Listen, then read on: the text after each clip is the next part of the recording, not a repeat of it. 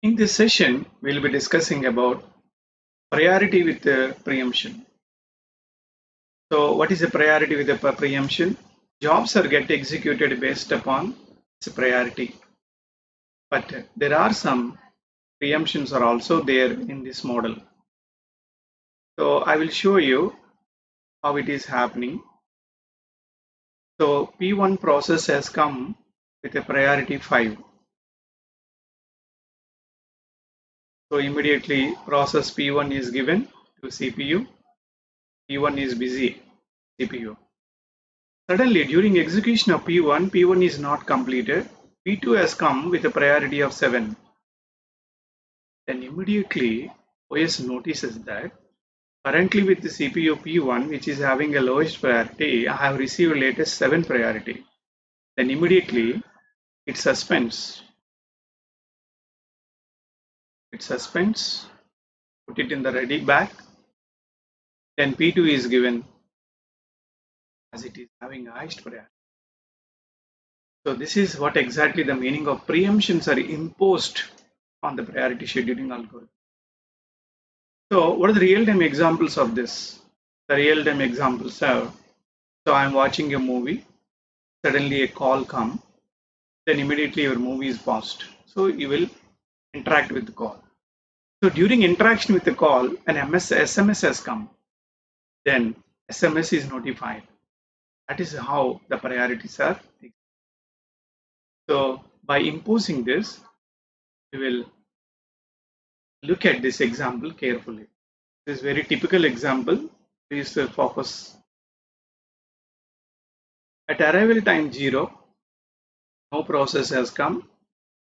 Idle. CPU is idle. At 1, only one process has come. P1. As there are no other processes, it doesn't look for priority of the process. You can execute 1 unit of time till the next arrival time. So P1 is executed for 1 unit of time till P1 is carry forwarding as it is not yet completed. At arrival time 2, two processes have come, P2, P3. Among three, this time, among these three, as they are in ready queue, we need to check which is having highest priority, this guy. So P3 is executed for 1 unit of time. Balance is 2. So P1 is there, P2 is there, P3 is there. At arrival time 3, two more processes have come, P4 and P5. So two processes are coming. So among P1, P2, P3, P4, P5, P4 has got highest than anybody else. As many times you compare, it is having highest. Therefore, P4 I can process completely 5 units. Just it get completed and releases all the resources of the CPU. So during execution, one more process have come, that is P4, P6. Now among them, which is having highest priority? Which is having a highest priority? This guy is having highest priority. Highest priority, as many times you compare with others, that is only. So I can give it directly 2 units of time. So P3 is completed. And the rest of the processes are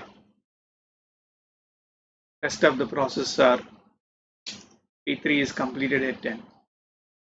So among P1, P2, P5 and P6, which is having highest priority, this is completed. So this is having highest priority. So process 6 is executed. So it is having a highest priority than remaining process, which are in ready queue. So 12 it completed.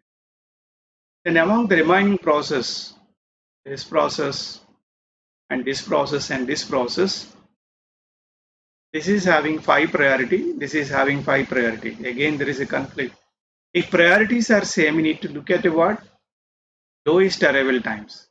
So I'm checking with this and I'm checking with this. So which is having a lowest arrival time? Because priorities are same, we need to look at the lowest arrival time. So this guy is having a lowest arrival time. P2 is executed completely.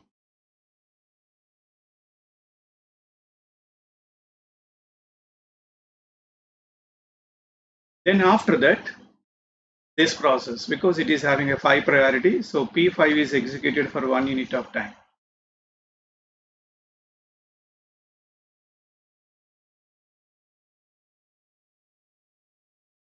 Then only one process is left, that is 3. So by 18 it gets completed. So that's it. This is how the completion time. Now you can carry forward turnaround times. 18 minus arrival time, 14 minus arrival time, 10 minus arrival time. Need to look at here. Then 8 minus arrival time, then 15 minus arrival time, then 12 minus arrival time. Waiting time, you know. What is the waiting time? Turnaround time minus how much time it is spent with the CPU. Okay. This is 17, this is 12, this is 8, this is 5, this is 12, this is 8. So 17 minus total burst time we need to take 4, 12 minus 2, 8 minus 3, then 5 minus 5, then 12 minus 1, then 8 minus 2. We need to find out average of that out of 6 processors.